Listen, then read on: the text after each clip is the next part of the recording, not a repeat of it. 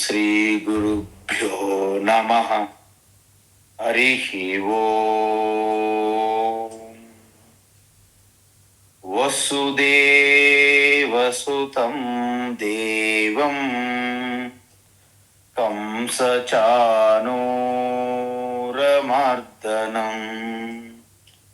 దేవకీ పరమానందం కృష్ణం వందే జగద్గురుం. తీర్త్వా మోహార్ణవం హత్వా రాగద్వేషాది రాక్షసాన్ సీతా శాంతి సమాయుక్తా ఆత్మా రామో విరాజతే. ఆత్మా రామో విరాజతే. ఆత్మస్వరూప బంధుగణ, మనం ఇప్పుడు ఈ మూడు గుణముల యొక్క స్వరూపం చూశాము. అవి ఏ విధంగా బంధిస్తాయో చూశాం. తరువాత అవి ఒక్కొక్క గుణం వృద్ధి చెందినప్పుడు మిగతా రెండు గుణాలను ఏ విధంగా అణగదొక్కుతున్నాయో చూశాము.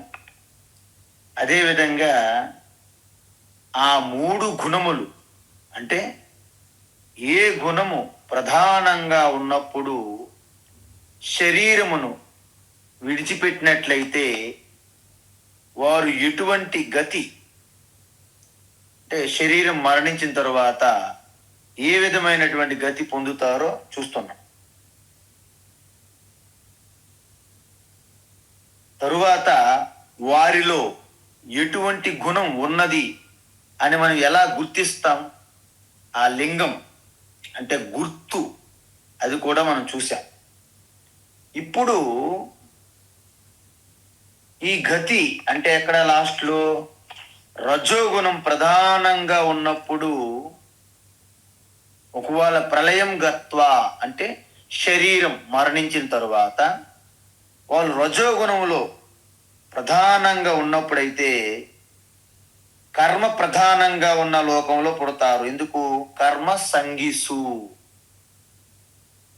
అంటే దేహ భృతు అంటే దేహం కలిగి ఉన్నటువంటి రజసి అంటే రజోగుణంతో కలిగి ఉన్నవారు ప్రళయం గత్వా శరీరం మరణించిన తరువాత కర్మ సంగిసు జాయతే, కర్మ ప్రధానంగా ఉన్నటువంటి లోకములో అనగా ఈ మనుష్య లోకములో పుడతారు. అంటే ఊర్ధ్వలోకాలు అన్నాం మనం, అంటే స్వర్గాది గొప్ప లోకాలు. అక్కడ కేవలము భోగాలు అనుభవించడమే తప్ప ఎటువంటి కర్మలు చేయడం సాధ్యము కాదు అని చెప్పాం. అంటే మన పుణ్యాన్ని అనుభవించడమే తప్ప అక్కడ పుణ్యము కానీ పాపము కానీ ప్రోగు చేయలేము. అదేవిధంగా పాతాళ లోకం అని చెప్తాం. అంటే అతల వితల తలాతల రసాతల మహాతల పాతాళ అంటారు. ఒక 7 ఉంటాయి. అంటే ఈ లోకములు పైన కింద ఈ సరళ రేఖలాగా అలా ఉన్నాయని అర్థం కాదు.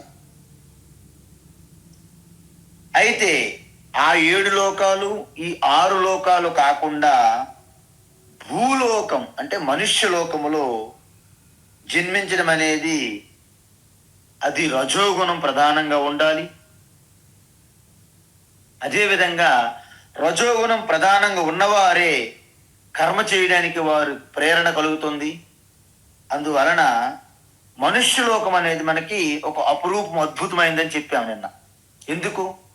ఇక్కడ మనం అధికమైన కర్మ పుణ్యం సాధించి ఊర్ధ్వలోకాలకి గొప్ప లోకాలకి మనం వెళ్ళొచ్చు. నీచమైనటువంటి పాప కార్యాలు చేసి అధోగతికి సంబంధించినటువంటి జన్మను కూడా పొందొచ్చు. అంటే మానవ జన్మ ఈ మనుష్య లోకములోనే రిమోట్ ఉంటుంది. అందుకే నేను చూసాం, అపురూపమైనదమ్మా మానవ జన్మ. ఆ జన్మ యొక్క పరిపూర్ణత ఈశ్వర ప్రాప్తి అని చెప్పాం. అయితే ఇప్పుడు తమో గుణం అధికంగా ఉండడం వలన ఎటువంటి గతి పొందుతారు అని చూస్తున్నాం. ఇప్పుడు ఏంటి అంటే తమో గుణం ప్రధానంగా తమసి అంటే తమో గుణం అధికంగా ఉన్నప్పుడు ప్రలీన అంటే మరణం సంభవించినట్లయితే మూఢయోనిసు జాయతే. ఇక్కడ మూఢయోనిసు అంటే అధోలోకాలకు వెళతారు అని అర్థం. అధోలోకాలు అంటే ఏంటి? అతల, వితల, సుతల, రసాతల, మహాతల, తలాతల, పాతాల. పురాణాల్లో చెప్తారు ఇవన్నీ. అంటే పాతాల లోకాల్లో ఏ లోకంలోనైనా పుట్టవచ్చును. అంటే ఇక్కడ మనం ఒకటి మర్చిపోకూడదు, పాతాల లోకాలు అంటే ఎక్కడో వేరు ఉన్నాయని కాదు. ఈ భూలోకములోనే క్రిమిగాను, కీటకాలు, పక్షులు, వృక్షాలు ఏ విధంగానే సరే పుట్టవచ్చు. వీటన్నింటినీ మూఢయోనిసు అన్నారు భగవాన్ శ్రీకృష్ణ. మూఢయోనిసు అంటే మూఢయోని అంటే ఏమీ కాదండి, బుద్ధి లేని జీవి అని అర్థం. అందుకే మనలో ఎవరైనా సరే డల్లగా బుద్ధి కనీసం ఉపయోగించకపోతే ఏమంటారు? ఈయన మూఢబుద్ధిలాగా, మందమతి మూఢమతి అంటారు శంకరాచార్యులు అయితే. అందువలన జంతువులు ఏ బోధకి రావు, ఎటువంటి సత్సంగం చెయ్యు, ఎటువంటి పూజ చెయ్యు. అంటే బుద్ధి లేని జీవులు అని అర్థం. అలాంటి శరీరాలను పొందుతారు. దీన్ని అధోగతి అని చెప్పారు శ్లోకంలో. ఏం చెప్పారు? తథా ప్రలీనస్తమసి మూఢయోనిసు జాయతే. అంటే మూఢయోనిసు అంటే అధోగతి పొందుతారు. ఇప్పటి వరకు మనం చూసాం ఏంటి? సత్వగుణం ప్రధానంగా ఉన్నవారు ఊర్ధ్వలోకాలకు వెళతారు. రజోగుణం ప్రధానంగా ఉన్నవాళ్ళు శరీరం విడిచిపెట్టినప్పుడు మధ్యమల భూలోకానికి వస్తారు, కర్మం ఎక్కువ ప్రధానంగా ఉన్నదానికి. మరి తమోగుణం అధికంగా ఉన్న వాళ్ళకి అధోగతికి సంబంధించినటువంటి ఇంకా మూఢ జన్మలు అంటే బుద్ధి లేని జీవులుగా పుడతారని చెప్పాం. ఇప్పుడు 4వది అయిపోయింది. ఇప్పుడు ఏం చెప్పాలి? చనిపోయిన తర్వాత ఏమవుతామో చెప్పారు. కానీ ఈ శరీరం ఉన్నప్పుడే మనం ఎటువంటి ప్రయోజనం పొందుతాము? ఇది మన ప్రశ్న. చనిపోయిన తర్వాత ఎవరికి కావాలి? ఏం జరుగుతుందో ఎవరు చూచారు? ఎవరు వచ్చి చెప్పిన వారు లేరు, దాఖలాలు లేవు. కాబట్టి ఇప్పుడు ఇక్కడ ఏం జరుగుతుంది అనేది ఒక్కసారి చెప్తున్నారు. కర్మ నసుకృతస్యాహు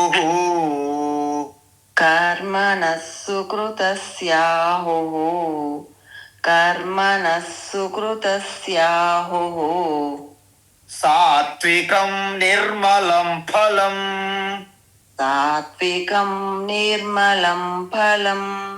సాత్వికం నిర్మలం ఫలం. రజసస్తు ఫలం దుఃఖం.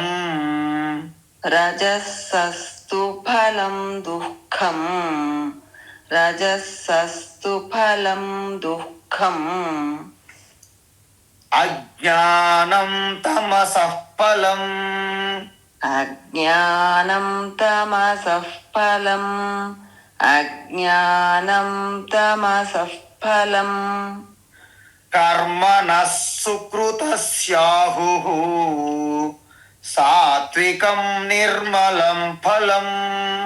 కర్మణః సుకృతస్యాహు సాత్వికం నిర్మలం ఫలం. కర్మణః సుకృతస్యాహు సాత్వికం నిర్మలం ఫలం. రజసస్తు ఫలం దుఃఖం. అజ్ఞానం తమసః ఫలం. రజసస్తు ఫలం దుఃఖం. అజ్ఞానం తమసః ఫలం రజసస్తు ఫలం దుఃఖం అజ్ఞానం తమసః ఫలం. ఆ ఈ శ్లోకంలో ఏం చెప్తున్నారంటే, అంటే ఒక కన్క్లూడింగ్ గా మూడు కలిపి ఒక్కసారి మళ్ళా ఆ ఫలం గురించి చెప్పబోతున్నారు. ఏంటి ఫలము అంటే సుకృతస్య, ఇక్కడేమన్నారు సుకృతం అన్నారు, అంటే సుకృతస్య అని చెప్పారు. కానీ మనం ఏం అర్థం చేసుకోవాలి, సుకృతం అంటే పుణ్యం. సుకృతం అంటే ఏంటి, పుణ్యం. కాబట్టి ఎవరైతే సాత్వికస్య అంటే సాత్వికస్య అంటే సాత్వికమైనటువంటి మనుషులు, సాత్వికస్య అని మనం చేసుకోవాలి.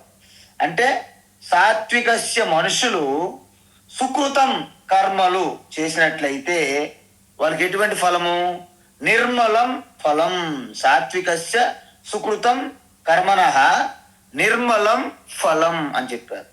అంటే అర్థం ఏంటి, సుకృతస్య కర్మణః సాత్వికం అని చెప్పారు శ్లోకంలో, కానీ మనము ఆ విభక్తులు మనం మార్చుకోవాలి. అందువలన శ్రేష్టమైన కర్మకు సుఖము, జ్ఞాన, వైరాగ్యం అని వస్తాయి కదా మనకి. ఎందుకు, దానికి ఏంటంటే అంతర్ముఖం వస్తుంది, ప్రశాంతత, బుద్ధి స్వచ్ఛంగా ఉంటుంది, నిర్మలంగా. దేని యొక్క ఫలం అది, సాత్విక గుణం యొక్క ఫలం. అందువలన ముందు శ్లోకాలన్నీ శరీరం మరణించినటువంటి గతి గురించి చెప్తే, ఇప్పుడు రాబోయే ఈ శ్లోకము తరువాత శ్లోకము ఏం చెప్తున్నారు, ఈ శరీరంలో ఉన్నప్పుడే మనం పొందే ప్రయోజనం, ఫలం గురించి మాట్లాడుతున్నారు. అందువలన మనం గతికి ఫలానికి మధ్య భేదం, సూక్ష్మమైన భేదం ఉంటుంది, మర్చిపోకూడదు మీరు. ఏంటది, గతి అంటే శరీరం మరణించాక పొందే ఫలమని గతి అంటాం. మరి ఇక్కడ ఫలం అంటే ఏంటి, జీవించి ఉండగానే పొందే ప్రయోజనము, ఫలాన్ని ఇక్కడ ఫలం అని చెప్తున్నారు. అందువలన ఇప్పుడు మూడు గుణాలలో ఏది ఎక్కువగా ఉంటే ఎటువంటి ప్రయోజనం మన జీవితంలో, జీవనంలో పొందుతారో ఇప్పుడు మనము విశ్లేషిస్తున్నాం అన్నమాట. అంటే ఏంటి, సుకృతస్య కర్మణః ఫలం సాత్వికం ఆహు అని శ్లోకంలో చెప్పారు. కానీ మనం ఎలా అర్థం చేసుకోవాలి, సుకృతస్య కర్మణః ఫలం ఏంటి అంటే సాత్వికస్య కర్మణః సుకృతం ఫలం. సుకృతం అంటే ఏంటి, పుణ్యం. అంటే సాత్వికస్య మనుష్యస్య కర్మణః అంటే సాత్వికమైనటువంటి మనుష్యులు కర్మల యొక్క సుకృతం పుణ్యం ఫలం. ఈ విధంగా అర్థం చేసుకోవాలి మనం. అంటే ఇక్కడ సాత్వికస్య ఉన్నది, సాత్వికం ఉన్నది, సాత్వికస్యగా మనము మార్చుకోవాలి. ఇక్కడ సుకృతం ఉన్నది కాబట్టి, సుకృతస్య ఉన్నది కాబట్టి సుకృతంగా మార్చుకోవాలని చెప్తారు వ్యాకరణం ప్రకారం. అంటే ఈ విధంగా సాత్వికమైనటువంటి మనుషులు కర్మ చేస్తే అతను చేసే కర్మలు చాలా శ్రేష్టముగా, ఉన్నతంగా ఉంటాయి. సాత్వికులు చేసే కర్మలు ఎప్పుడు కూడా కామ్గా, శాంతయుక్తంగా, శ్రద్ధగా, క్రమశిక్షణతో ఉంటాయి. ఎందుకంటే ఎవరికి వారు ఊరికే శబ్ద కాలుష్యం చెయ్యరు, డిస్టర్బెన్స్లు చెయ్యరు, ఒకరి మీద ఒకరు చిరాకు పరాకులు పడరు, శాంత చిత్తులై ఉంటారు. కాబట్టి వారి కర్మలు చాలా ఉన్నతంగా, అద్భుతంగా, మంచివిగా, శ్రేష్టంగా ఉంటాయి. అందువల్ల వాటికి వచ్చే ఫలం కూడా మంచిదే వస్తుంది. ఏంటి, సుకృతం అంటే పుణ్యం. అందువలన మనం చేసే కర్మలు మూడు రకాలుగా ఉంటాయి. ఎందుకు, సాత్విక కర్మలని చెప్పాము, రాజసిక కర్మలని చెప్పాము, తామసిక కర్మలని కూడా ఇంతకుముందు చెప్పాం కర్మల గురించి. అందువలన ఎవరైతే సాత్వికమైనటువంటి కర్మలు చేస్తారో వారికి వచ్చే ఫలము పుణ్యం కాబట్టి ఆధ్యాత్మిక ఎదుగుదలకు తోడ్పడతాయి. అంటే అతనికి శాంతి, ప్రేమ, ఆనందము ఇవన్నీ ఉంటాయి. అంటే ఒక నిశ్చలమైన మనస్సు, కలత, భీతి, భయము లేకుండా ప్రశాంతంగా నిలకడగా ఉంటారు. చూసారా, మన చుట్టూ ఉన్న వ్యక్తుల్లోనే ఇటువంటి ఫలం పొందితే అది సాత్వికంతో వచ్చినటువంటి ప్రయోజనం అని మనం గుర్తించాలి. మనమే గుర్తించుకోవచ్చు. మీలో ప్రశాంతంగా ఉన్నారనుకోండి, ఒక 5 నిమిషాలు, అబ్బా నాలో ఉన్న సత్వగుణం యొక్క ప్రయోజనం ఇది అని మీరు గుర్తించుకోవచ్చు. ఎవరో చెప్పక్కర్లేదు. నిర్మలం ఫలం అన్నారు. ఎందుకు అంటే స్వచ్ఛమైన మనసు, స్పష్టమైన ఆలోచన కలిగి ఉంటారనమాట. అంటే ఆందోళనలు, బెంగలు, కలతలు, అలజడులు ఇవేమి లేని మనస్సును నిర్మలం అంటే మలము లేని మనస్సు, వాషింగ్ పౌడర్ నిర్మా అనేవాళ్ళం. అంటే ఏంటి, ఆ మలాన్ని పోగొడుతుందని నిర్మా అన్నారు అంతే.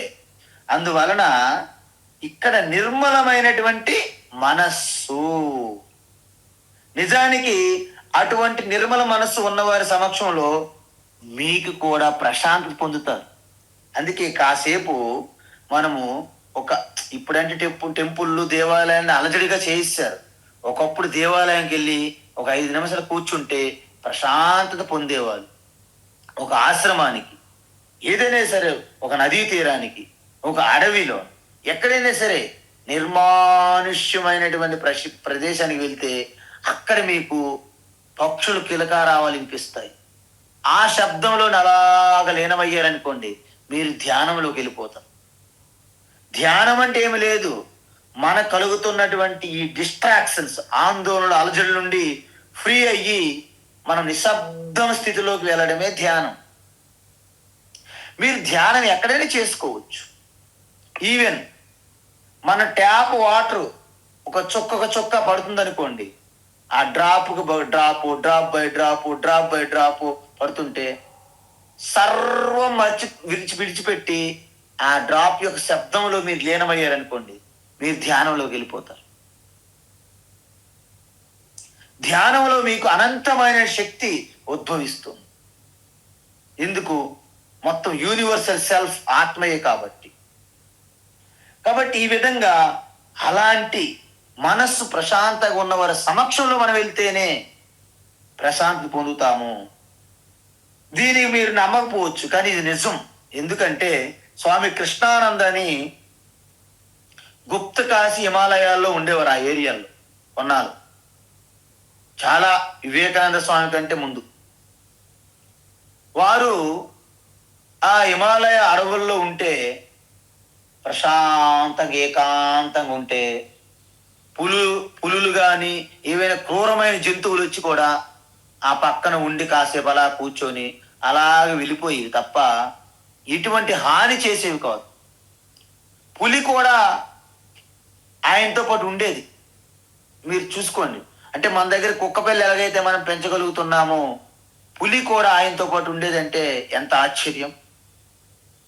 అందువలన ఏ క్షణములోన ఎవరేమంటారో, ఏ గొడవ రాకుండా ఉండుగాక అని అనుకుంటారు. దానికి భిన్నంగా మనం ఏమనుకుంటాము, మనం ఎవరైనా ఇంటికి వెళ్తే ఒక్కొక్కసారి కొన్ని ఇల్లులు ఉంటాయి, ఏ టైంలో చప్పుట్లు, శబ్దాలు, వస్తువుల మీద తీసుకుంటారు, భయం, ఇలాంటి భయం, ఆందోళనతో ఉంటారు.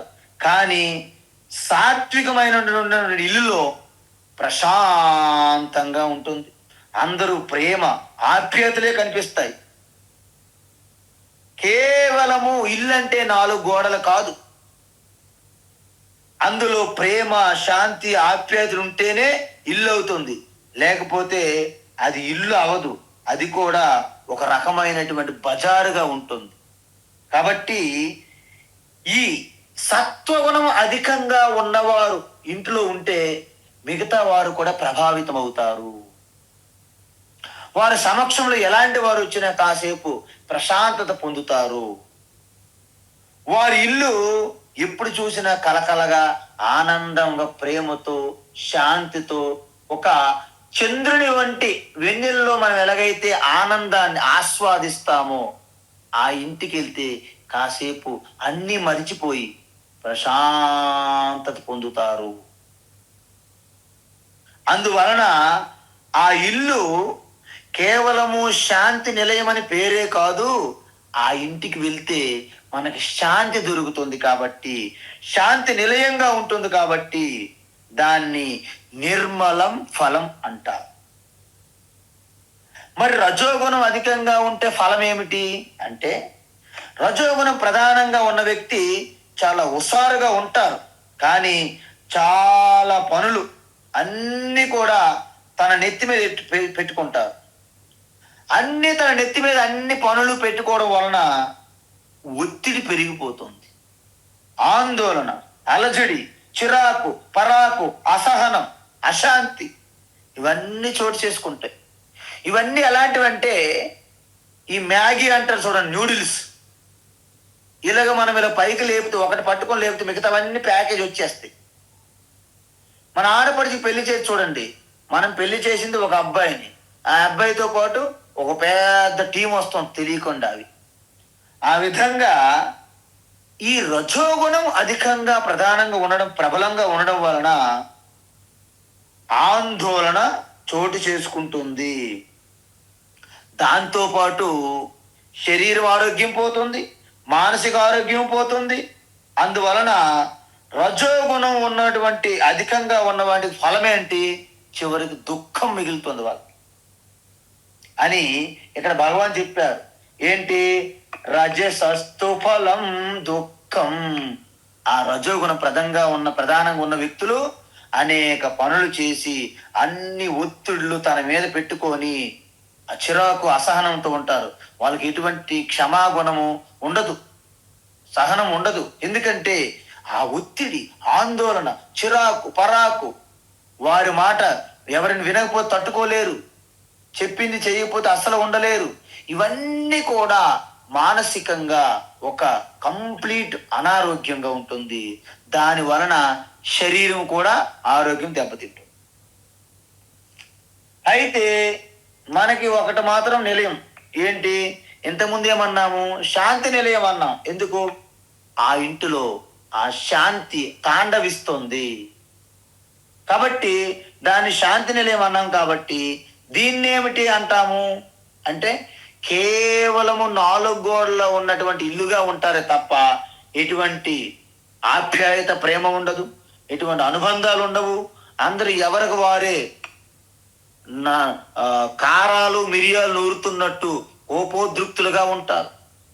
కాబట్టి ఇంటికి ఎప్పుడైతే భయం, ఎప్పుడు ఏం జరుగుతుందో, ఎటువంటి గొడవ జరుగుతుందో, ఎవరి మీద తిడతారో, ఎవరి మీద పడిపోతారో భయం. అందువలన అటువంటి ఇంటికి వచ్చిన వాళ్ళకి భయము, భీతి కలుగుతుంటాయి. ఆ ఇల్లు దేవాలయంగా ఉండాల్సిన ఇల్లు దుఃఖాలయంగా మారుతుందంట. చూసారా, అందుకే ఇది చాలా ప్రమాదం. రజోగుణాన్ని కూడా మనము కంట్రోల్లో పెట్టుకుంటుండాలి. దాన్ని ఎప్పుడు కూడా పర్యవేక్షణలో ఉంచాలి, నిఘా పెట్టాలి మన రజోగుణం పైన. అందువలన బాహ్యంగా చూస్తే మాత్రము వాళ్ళు ఎలా ఉంటారో తెలుసా, అబ్బా ఆ ఇంట్లో ఎక్కడ చూసిన ఐశ్వర్యం తాండవిస్తుంది. బంగారం ప్లేట్లు, ఎండు ప్లేట్లు, నౌకర్లు, వాచ్మ్యాన్లు, గ్యారేజ్ ఉంటుంది 10 కార్లు. నువ్వే పెద్ద కారు చెప్పినా వాళ్ళ గ్యారేజ్లో ఉంటుంది. ఇంటి నిండా నౌకర్లు, ఎక్కడ చూసిన అడావుడి పరుగులు తీస్తూ ఉంటారు.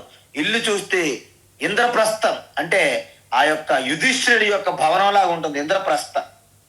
ఆ ఇంట్లో వ్యక్తులు మాత్రము భోగాలతో తూలు తూగుతుంటూ రాత్రి మందు ఇంకా దిగనట్టుగా, ఆ విధంగా వారి ముఖము, వారి కళ్ళంతా కూడా ఒక స్వచ్ఛ ప్రశాంతత ఉండదు, ఏదో ఒక అలజడిలో ఉంటున్నట్టు ఉంటారు. ఒక్కసారి వాళ్ళ హృదయంలో మనం ఒక్కసారి దృష్టి పెట్టి చూస్తే వాళ్ళు అశాంతితో నిండిపోయి ఉంటారు. అంటే ప్రశాంతత ఉండదు, ఐశ్వర్యం నిండి ఉంటుంది, 1000 కోట్లు ఉంటాయి, కానీ అశాంతి, బెంగ, భీతితో ఉంటారు. ఆ భవనానికి మొత్తం ఎక్కడికక్కడ గేట్లు, వాచ్మ్యాన్లు మొత్తం భయంతోనే జీవిస్తుంటారు. ఏం లాభం చెప్పండి మీరు. కాబట్టి అలాంటి ధనము, ఐశ్వర్యం వలన నీకు కలిగిన ప్రయోజనం ఏమిటి? దుఃఖమే తప్ప నీకు శాంతి లేదు.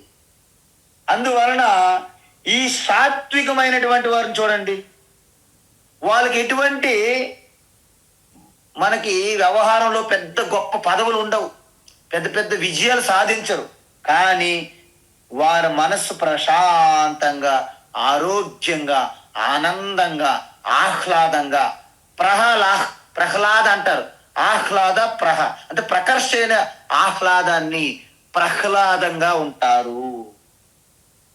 అందువలన సాత్వికమైనటువంటి ఇల్లు నిర్మలంగా ఉంటే రజోగుణం ఉన్నటువంటి వారి ఇల్లు దుఃఖముతో తాండవిస్తుంది.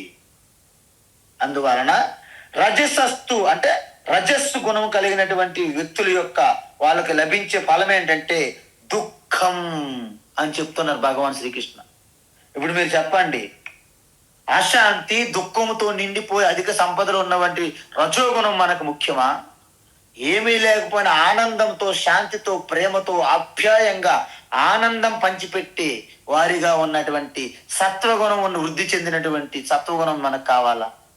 అంటే అల్టిమేట్గా మనం సత్వగుణం పెంచుకోవాలి, రజోగుణం తగ్గించుకునే అర్థం.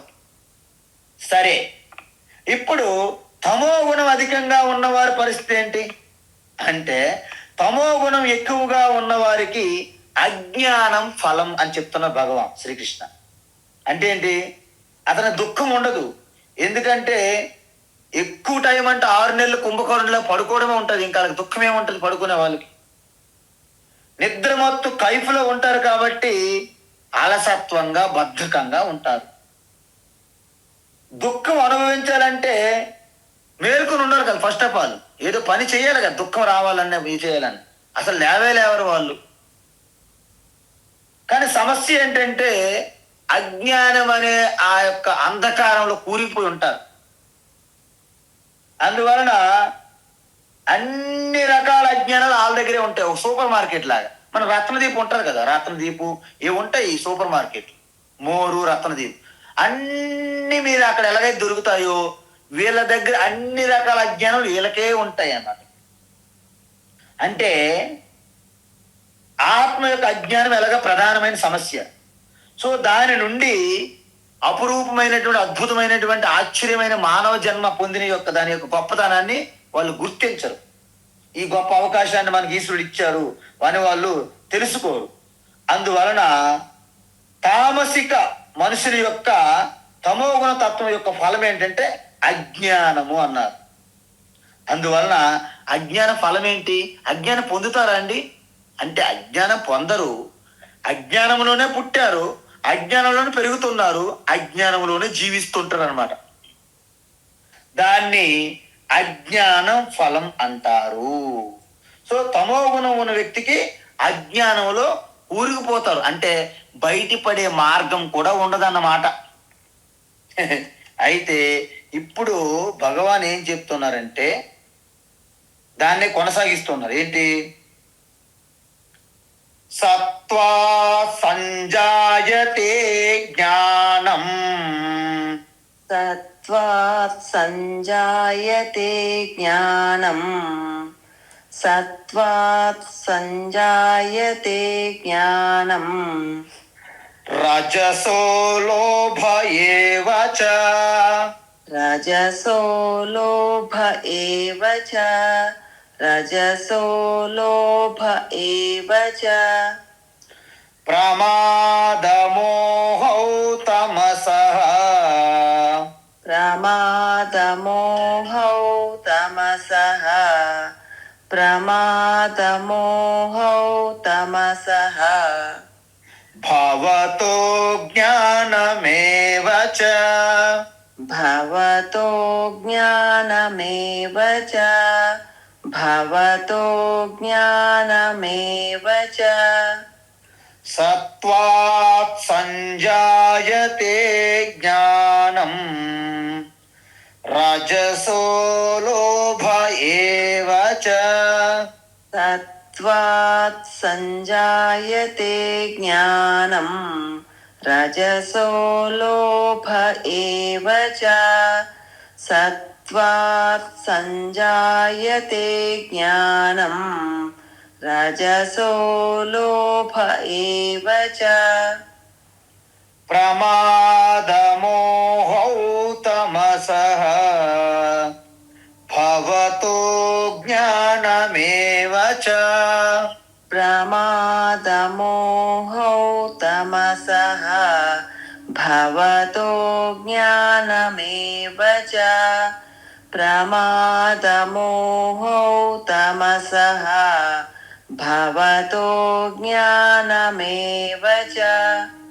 ఆ, ఇప్పుడు సత్వాత్ జ్ఞానం సంజాయతే. సంజాయతే అంటే కలుగుతుంది. దేని వలన? సత్వాత్ సత్వగుణము నుంచి జ్ఞానం అంటే జ్ఞానము సంజాయతే కలుగును. మరి రజసః అంటే రజోగుణము నుండి లోభ సంజాయతే అని కలుపుకోవాలి. ప్రతిదానికి సంజాయతే. అందువలన రజోగుణం వలన లోభం అనేది కలుగుతుంది. తమసః అంటే తమోగుణము నుండి ప్రమాదమోహౌ అంటే ఆలస్యము, నిర్లక్ష్యము, మోహము, అజ్ఞానం ఇవి భవతః అంటే అంటే అజ్ఞానమే వాళ్ళకి కలుగుతుంది. ఎవరికి? తమో గుణము నుండి. ఇప్పుడు చూడండి, అంటే ఈ 3 గుణముల యొక్క ఫలం ఏదైతే చెప్పారో దాన్నే కొనసాగిస్తున్నారు ఈ శ్లోకంలో కూడా. ఏంటి? సత్వా సంజాయతే జ్ఞానం. సత్వగుణం వలన జ్ఞానం పుడుతుంది అంటున్నారు. ఎందుకు అంటే సత్వగుణం ఉన్న వ్యక్తికి చెవులు బాగా పనిచేస్తుంది, చూపు బాగా పనిచేస్తున్నాయి, రుచి బాగా పనిచేస్తుంది, వాసన, స్పర్శ, మనస్సు, బుద్ధి ఇవన్నీ చాలా చురుకుగా ప్రకాశవంతంగా పనిచేస్తాయని చెప్పాం ముందే. అందువలన జ్ఞానేంద్రియములు ఎప్పుడైతే చురుకుగా పనిచేస్తాయో అలాంటి వ్యక్తి ఏదైనా వినగానే చటుక్కున పట్టేస్తారనమాట. మన పిల్లలు కూడా చూడండి, కొంతమంది పిల్లలకు కూడా కొంతమందికి సత్వగుణము చాలా సమృద్ధిగా ఉండేటప్పుడు టక్కన పట్టేస్తారు వాళ్ళు. మనం ఏం మాట్లాడుతున్నా మనకి ఆశ్చర్యం వేస్తుంది. నేను ఎప్పుడు చెప్పానని మీకు మర్చిపోతారు, కానీ వాళ్ళకు గుర్తుంటుంది. అందువలన ఒక్కసారి ఈ గ్రాహక శక్తి వాళ్ళు అధికంగా ఉంటుంది. ఒక్కసారి చెప్తే సరే అలా పట్టేస్తారనమాట. ఎందుకు? సత్వగుణ ప్రభావమా అనిపిస్తుంది మనకి. అందువలన అంతులేని జ్ఞానం పొందుతారండి వాళ్ళు చూడండి, అవధానులుగా మొత్తము వేదములన్నీ కూడా వల్లించేసేవాళ్ళు. వేదములు అంటే 4 వేదములు, ఈవెన్ రామాయణం లాంటివి, ఈ విష్ణు సహస్రనామాలు, లలిత సహస్రనామాలు, ఎన్ని స్తోత్రాలు, ఎన్ని శ్లోకాలు, ఎన్ని మంత్రాలు టకా టకా టకా టకా పట్టేస్తారు. ఎందుకు? వారిలో ఉన్న సత్వగుణం యొక్క వృద్ధి కారణము. అదేవిధంగా కొంతమంది చూడండి, ఒక ప్రదేశానికి వెళ్తే ఆ అడ్రస్ ఎంతకంటే మర్చిపోతారు. ఎందుకు? వారిలో అంత చురుకుగా లేదనమాట సత్వగుణం. అందువల్ల అంతులేని జ్ఞానం పొందుతారు. అది జ్ఞానం అంటే ఆత్మజ్ఞానం అనే కావక్కర్లేదు, ఎటువంటి జ్ఞానమైనా సరే, అంటే ఏ రంగంలోనైనా సరే వాళ్ళు ఎందులో ప్రవేశించినా దాన్ని టక్కన పట్టేస్తారనమాట. ఎందుకు? వారిలో ఉన్న చురుకుతనం, ఆ ఏకాగ్రత, ఆ 2 ఉండడం వలన మన వ్యావహారిక లౌకిక రంగంలో కూడా వారి ప్రతి జ్ఞానం వాళ్ళ సొంతం అనమాట. వాళ్ళందరూ కూడా క్రికెట్ ప్రకారంగా చెప్పాలంటే ఒక రకమైనటువంటి ఆల్రౌండర్లుగా ఉంటారు.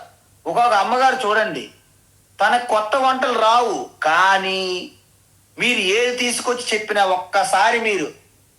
ఒక్కసారి ఆ యొక్క ప్రొసీజర్ ఒక్కసారి మీరు ఇలా చూపెట్టారా టక్కన పట్టేస్తారనమాట, మాస్టర్ అయిపోతారు. అందుకే ఆ సత్వగుణం యొక్క ఫలం ఏంటంటే గుణం అంటే ఏంటి? జ్ఞానం అందిస్తుంది అని అంటారు. అందుకే జ్ఞానం సంజాయతే, జ్ఞానం కలిగిస్తుంది. ఏ జ్ఞానం పొందాలన్నా మీలో సత్వగుణం ప్రధానంగా ఉండాలి. ఎటువంటి జ్ఞానమైనా, పలాయన జ్ఞానం అని చెప్పట్లేదు ఇక్కడ, ఎటువంటి జ్ఞానమైనా. ఇప్పుడు ఆటలు చెస్ ఇవన్నీ కూడా వెంటనే దాంట్లో మాస్టర్ అవ్వాలంటే మీకు సత్వగుణం ఉండి తీరాలి. అయితే ఇప్పుడు రజసః లోభః సంజాయతే అంటే రజోగుణం ఎక్కువగా ఉంటే లోభం ఏర్పడుతుంది అన్నారు. ఇక లోభం అంటే ఏంటి? దురాశ, అత్యాశ అంట. అందువలన ఈ తపన, ప్రణాళికలు, అనేక వ్యూహాలు, అనేక ప్లాన్లు అన్నీ వేస్తుంటారు అనమాట. ఎందుకు? మనం ఊపిరి విడిచినంత వరకు, ఆఖరి శ్వాస వరకు వాళ్ళు కాళ్ళకు చక్రాలు ఉన్నట్టుగా తిరుగుతూనే ఉంటారు. ఎందుకంటే వాళ్ళ ఆ దురాశ ఎలాంటిదంటే, అగ్నిలో మనము ఎంతవరకు ఆజ్యం పోస్తుంటాం, అగ్ని ఎలాగైతే పెరుగుతూ ఉంటుందో వాళ్ళ యొక్క కోరికలు, వాళ్ళ ఆశాపాశాలు ఇప్పటికీ తరగవు. ఇంతకుముందు మనం చెప్పాం, యయాతి కథలో నేను చెప్పాను ఈ విషయం. నజాతు కామ కామానా భోగేన ఉపశామ్యతి హవిషా కృష్ణవర్త్మేవ భూయ ఏవాభివర్ధతే. అందువలన ఈ కోరికలు ఎలా ఒకరు తీర్చుకోవాలని మనం ప్రయత్నిస్తాం. మీరు ఒక్క కోరిక తీర్చుకుంటే 10 కోరికలు వెంటనే స్టార్ట్ అవుతాయి. 10 తీర్చుకుంటే 100. అలాగా మన యొక్క కోరికలు తీర్చుకోవడం తక్కువ, కోరికలు పెరిగేవి ఎక్కువ. అందువలన అగ్ని ఆర్పాలనుకుంటే నెయ్యి దాంట్లో వేయడం అనేది ఎంత అజ్ఞానమో, కోరికలు లేకుండా ప్రశాంతమైన అనంతమైన శాంతి పొందాలనుకునే వాళ్ళు కోరికలు తీర్చుకునే అనే మార్గంలో ప్రయాణించడము అంతటి అజ్ఞానమే అంటారు.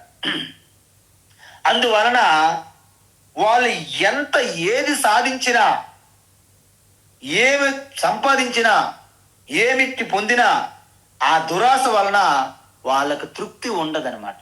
అగ్ని వలె ఎంత అగ్ని లేస్తున్నా దహించుకుపోతుంటది అనమాట. అందువలన వాళ్ళకి తృప్తి ఉండదు, నిరాశ మిగులుతుంది, అసంతృప్తి మిగులుతుంది, అశాంతిగా ఉంటారు. మరి తమో గుణం అధికంగా ఉంటే మరి ఏం పుడుతుంది? వాళ్ళు ఏం కలుగుతుంది? తమో గుణం ఎక్కువగా ఉంటే ప్రమాద మోహముల్లో ఉంటారు. ప్రమాదం అంటే నిర్లక్ష్యం అండి. మోహం అంటే భ్రమ, భ్రాంతి, అలసట, మత్తు, నిద్ర, బద్ధకం. ఇవి వాళ్ళ యొక్క కలిగే రిజల్ట్ అన్నమాట. అందువలన మనము ప్రమాద అంటే మన తెలుగు ప్రమాదం కాదండోయ్. ప్రమాదం జరిగిందట, ఆ ప్రమాదం కాదు ఇక్కడ. ఇక్కడ ప్రమాదం సంస్కృతంలో అంటే నిర్లక్ష్యం, బద్ధకం. కాబట్టి మతి మరుపు, అశ్రద్ధ. వారికి ఏమి చెప్పినా గుర్తుంచుకోరండి. కనీసము మార్కెట్కి వెళ్ళి 4 వస్తువులు తీసుకురాయండి అని చెప్తే మర్చిపోతారు వాళ్ళు. వారికి మీరు ఏ పని చెప్పి వాళ్ళని విడిచిపెట్టలేరు. మీరు వాళ్ళతో పాటు మీరు ఫాలో అవుతుండాలి. ఎందుకంటే వారు అశ్రద్ధ, మతిమరుపు వలన వాళ్ళ యొక్క ఇంద్రియములు ఏమి సరిగ్గా పని చేయవు, బుద్ధి మనసు అస్సలు పని చేయదు. కాబట్టి ఎప్పుడు వారు మనస్సు కన్ఫ్యూజన్. అందువల్ల చెయ్యాలా వద్దా, వెళ్ళాలా వద్దా, మనము తాళం వేసామా లేదా, చెయ్యాలా వద్దా, వెళ్ళాలా వద్దా, రావాలా, ఇవన్నీ కూడా డౌట్స్ తో నిండిపోతారు అనమాట వాళ్ళు. ఎవరు? ఈ తమోగుణం అధికంగా నిండిపోయిన వాళ్ళు. అసలు ఇప్పుడు నేను తినాలా వద్దా, అసలు అన్నం తినాలా వద్దా అని కూడా వాళ్ళకి డౌట్ ఉందంటే మీరు అర్థం చేసుకోండి వాళ్ళు ఎంతటి ఆ యొక్క బద్ధకములు ఉన్నారు. అంటే ఈ ప్రశ్నలు నిరంతరము తమో గుణం ఉన్న వాళ్ళకి ఈ భ్రాంతిలో జీవిస్తారన్నమాట. అందువలన ఈ భ్రాంతిలోనే ఉంటారు కాబట్టి వాళ్ళకి ఏంటి ఫలము? భవతో అజ్ఞానమేవచ, అంటే నిరంతరం అజ్ఞాన భ్రమంతో ఉంటారు అని చెప్పారు. అంటే దీన్ని బట్టి మీకు చెప్పిందే మరొకసారి చెప్తున్నారు అనుకుంటారు మీరు. నిజమే. ఎందుకు? నిరంతరం మనం ఈ గుణాలతోనే మనము సహజీవనం చెయ్యాలి. నిజానికి ఈ 14వ అధ్యాయము నిరంతరం మనం చదవాలి. ఎప్పటికప్పుడు మన గుణాలను మనము పరిశీలన చేసుకోవాలి. తమో గుణం అధికంగా ఉన్నదంటే మీరు బాధపడాల్సిన పని లేదు. దాన్ని రజోగుణంలోకి మార్చుకోవాలి. అంటే బయటికి వెళ్ళాలి, నడుము బిగించాలి, బయట కర్మక్షేత్రంలో దిగాలి. అప్పుడు తమో గుణం పోతుంది. చూడండి, మేము నా గురించే చెప్తా మరెందుకు. మేము సింహాచలంలో చదివేవాళ్ళం, గురుకుల పాఠశాలలు. అక్కడ ఆ గురుకుల పాఠశాలలో చదివితే మాకు 6:30కే భిక్ష పెట్టేస్తారు ఈవినింగ్ ఆహారం. 7:30కి 7:15కి స్టడీ అవర్ 7 గంటలకే. ఆ 7:30కి వెళ్తే మేము భిక్ష చేసిన తర్వాత పడుకుని పోయేవాళ్ళమండి. పడుకుని పోతే స్టడీ అవర్లు పర్యవేక్షణకు వచ్చేవాళ్ళు సార్లు టీచర్లు భయంకరంగా కొట్టేవాళ్ళు. ఒక్కొక్క పిల్లలు అయితే మీరు నమ్మరు, మూత్రం పడిపోయేది అక్కడే ఆ పిల్లలకి, అంత గట్టిగా కొట్టేవాళ్ళు స్టడీ అవర్లు పడుకునే వాళ్ళకి. వెంటనే పడుకుంటే ఏం చేసేవాళ్ళు, వెంటనే లేపి బయటికి వెళ్ళి పరిగెత్తుకుని రా అనేవాళ్ళు. అంటే అర్థమైంది మీకు? తమో గుణం పోగొట్టుకోవాలంటే మీరు ఇంకా అక్కడ పడుకోకూడదు, కూర్చోకూడదు, లేవడమే. లేచి వెళ్ళి ఏదో పని చెయ్యండి, ముఖం కడుక్కోండి, నడవండి. అందుకే క్లాస్ రూముల్లో కూడా మాకు ఏం చెప్పేవాళ్ళంటే, ఏదైనా డల్లగా ఉన్నారంటే ఒక 5 సార్లు కూర్చొని నిలబడండి అని చెప్పేవారు. గుంజీలు తీయండి అనేవాళ్ళు, గుంజీలు తీయండి అనేవాళ్ళు. సో దాన్ని బట్టి మీకు ఏమవుతుంది, రజోగుణం పెరుగుతుంది, తమో గుణం తగ్గుతుంది. తర్వాత రజోగుణాన్ని మనము తగ్గించాలి, ఎందుకంటే దాంట్లో ఉండిపోకూడదు సుమా. ఇది ఎలాగంటే స్లాబ్కి మనం ఆధారంగా పెట్టినట్టు అలా ఉంచేయకూడదు, తర్వాత ఇసుక పడుతుంది మీ మీద, దాన్ని తర్వాత తీసేయాలి. అలాగా రజోగుణం పెంచిన తర్వాత శాంత చిత్తంగా ఏకాగ్రత పెట్టాలి. అప్పుడు ఏమవుతుంది, సత్వగుణం మెల్లగా వృద్ధి చెందుతుంది, రజోగుణం తగ్గుతుంది. సో ఈ ప్రాసెస్ మనం పాటించాలి, ప్రతి ఒక్కరికి అవసరం జీవితంలో. అందువలన ఇక్కడ ఏమంటున్నారు, సాత్వికమైనటువంటి మనుషులు పుణ్యం లభిస్తుంది, జ్ఞానం పొందుతారు. రజోగుణం కలిగి ఉన్న మనుషులు లోభంతో పాటు దుఃఖం పొందుతారు. తమో గుణం ఉన్నటువంటి మనుషులు ఆ అజ్ఞాన మోహం భ్రాంతులతో కన్ఫ్యూజన్ లోనే జీవిస్తారు. ఇది వాటి యొక్క రిజల్ట్. ఇప్పుడు విచిత్రం ఏంటంటే భగవాన్ శ్రీకృష్ణ చెప్పిందే మరొకసారి గుర్తు చేస్తున్నారు. ఏంటి, గతి అని చెప్పాం కదా మనము. 3 గుణాలు అధికంగా ఉన్న వాళ్ళు ఏ ఏ గతులు పొందుతారు అన్నాం కదా, దాన్ని మరొకసారి సమ్మరీ చేస్తున్నారు ఆయన. అంటే ఆయన చెప్పినా మనం మర్చిపోయామేమో అని మరొకసారి గుర్తు చేసి ఈ శ్లోకముతో మనకి పూర్తిగా కంప్లీట్ చేసేస్తున్నారు అనమాట. ఈ 5 లక్షణాలు ఏంటి, గుణము యొక్క స్వరూపము, అది ఏ విధంగా బంధిస్తుంది, దాన్ని మనం ఏ విధంగా గుర్తిస్తాము, దానివల్ల ఎటువంటి గతి కలుగుతుంది, తర్వాత జీవించినప్పుడే ఏ గుణం అధికంగా ఉంటే ఎటువంటి ప్రయోజనం పొందుతారు, ఇవన్నీ మనం చూస్తాం. ఇప్పుడు ఏం చెప్తున్నారంటే, ఊర్ధ్వం గచ్చంతి సత్వస్థాః, ఊర్ధ్వం గచ్చంతి సత్వస్థాః, ఊర్ధ్వం గచ్చంతి సత్వస్థాః, మధ్యే తిష్టంతి రాజసాః, మధ్యే తిష్టంతి రాజసాః, మధ్యే తిష్టంతి రాజసాః, జగన్యగుణవృత్తిస్థాః, జఘన్యగుణవృత్తిస్థాః, జఘన్యగుణవృత్తిస్థాః, అధో గచ్చంతి తామసాః, అధో గచ్చంతి తామసాః, అధో గచ్చంతి తామసాః, ఊర్ధ్వం గచ్చంతి సత్వస్థాః, మధ్యే తిష్టంతి రాజసాః, ఊర్ధ్వం గచ్చంతి సత్వస్థాః, మధ్యే తిష్టంతి రాజసాః, ఊర్ధ్వం గచ్చంతి సత్వస్థాః, మధ్యే తిష్టంతి రాజసాః, జఘన్యగుణవృత్తిస్థాః,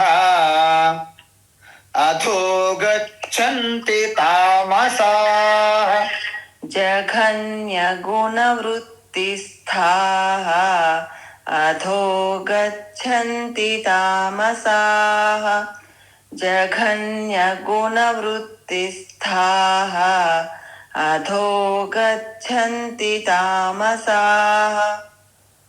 ఉత్తమం. అయితే ఈ శ్లోకములో మనం ఏం చూసాము, అంటే యథాసత్వే ప్రవృద్ధేతు ప్రళయం యాతి దేహభృతు అంటే 14, 15 ఏం చెప్పారు? గతి చెప్పారు. ఇప్పుడు కూడా ఒకే శ్లోకములో 3 గుణాలు కలిపి ఎటువంటి గతి పొందుతున్నారో మళ్ళీ చెప్తున్నారు. అంటే 14, 15 తర్వాత 18వ శ్లోకాన్ని మీరు జోడించుకుంటే మీకు చాలా సులభంగా ఉంటుందని అర్థం. అందువలన సత్వస్థాహ ఊర్ధ్వం గచ్చంతి అంటే సత్వగుణం ప్రధానంగా ఉన్న మనుషులు, వ్యక్తులు ఊర్ధ్వలోకాలకి వెళతారు అన్నారు. ఊర్ధ్వలోకాలంటే మీరు ఒకటి గమనించాలి. ఏంటి? పురాణాల ప్రకారంగా భువః, శువః, మహా, జనః, తపః, సత్యం అని 6 లోకాలు చెప్తారు. కింద 7 లోకాలు చెప్తారు. మరి 6, 7 ఎన్ని అయినాయి? 13 అయినాయి.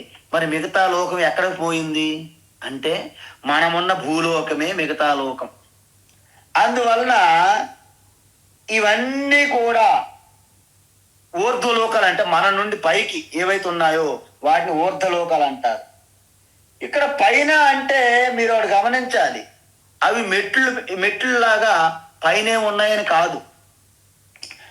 ఊర్ధ్వలోకాలంటే ఏంటంటే ఒక్కొక్కరికి వారి యొక్క భావనలో తేడా ఉంటుంది.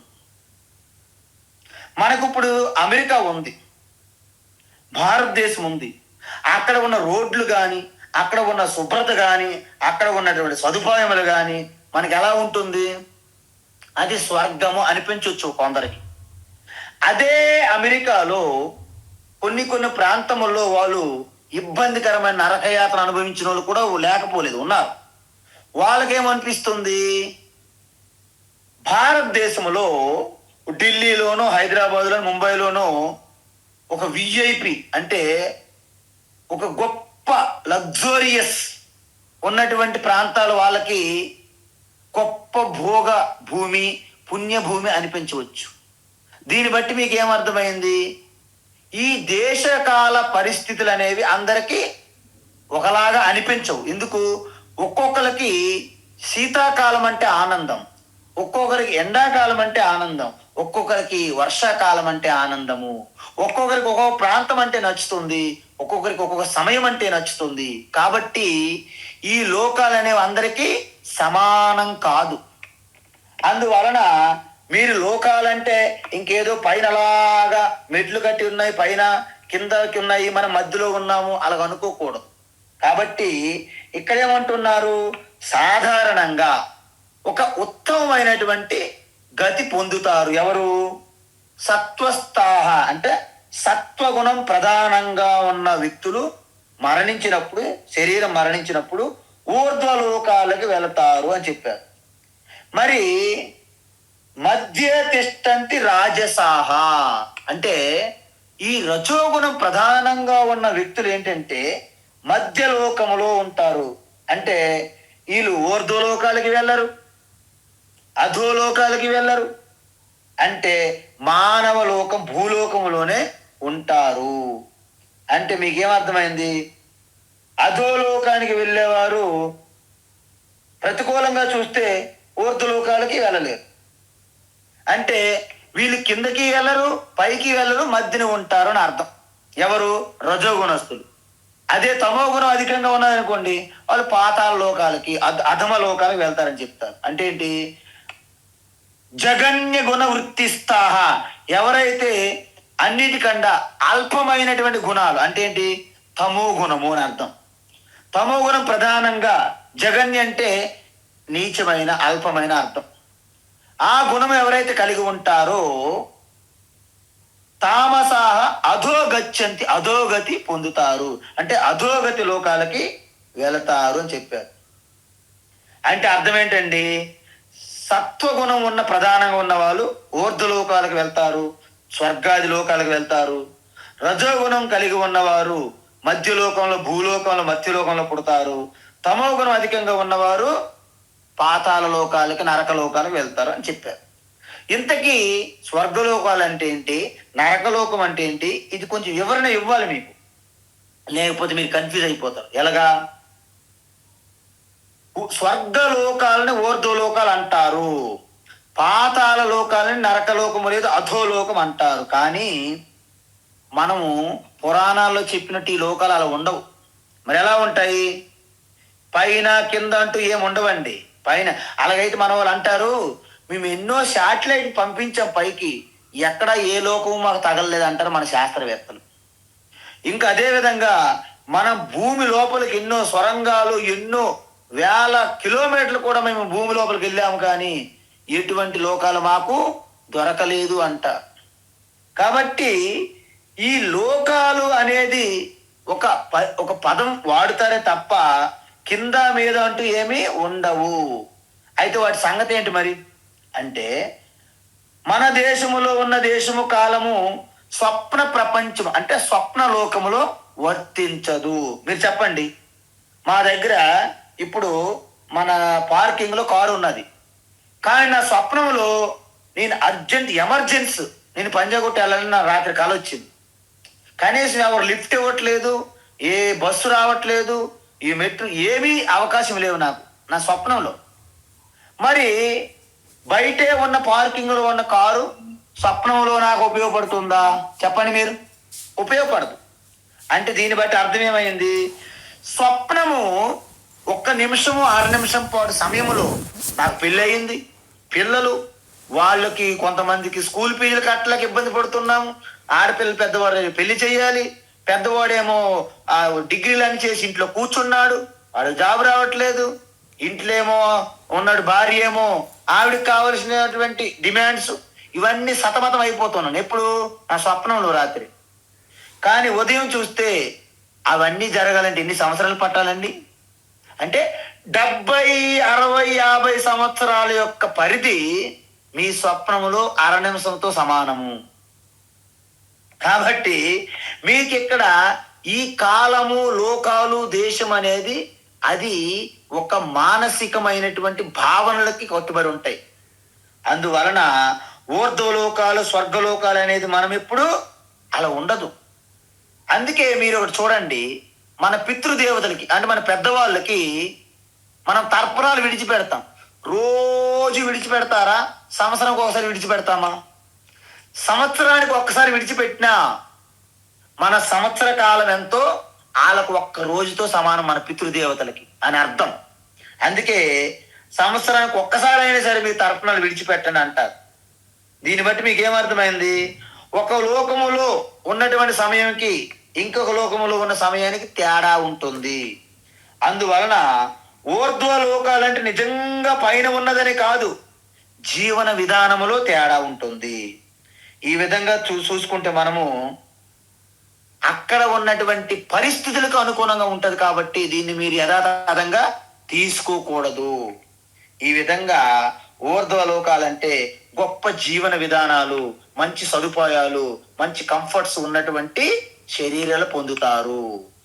మధ్యమ లోకాలంటే అంత మిడిల్ క్లాస్ ఫ్యామిలీ. దీన్ని మీరు ఎలా గుర్తించుకోవాలంటే HIG, MIG, LIG higher income group అది ఊర్ధ్వలోకాలు అనుకుంటే, మిడిల్ ఇన్కమ్ గ్రూప్ MIG అనుకుంటే, లోవర్ ఇన్కమ్ గ్రూప్ అని అధోలోకాలుగా మనము గుర్తించుకోవచ్చును. ఇక ఇప్పటి నుండి అసలైనటువంటి ఈ గుణాల నుండి ఎలాగ మేము బెయిల్ వస్తుంది, మాకు ఎలా విడుదల అవుతాము అనే విషయం పైన తర్వాత క్లాసులో చూద్దాం. హరి ఓం తత్సత్. సర్వం శ్రీకృష్ణార్పణమస్తు.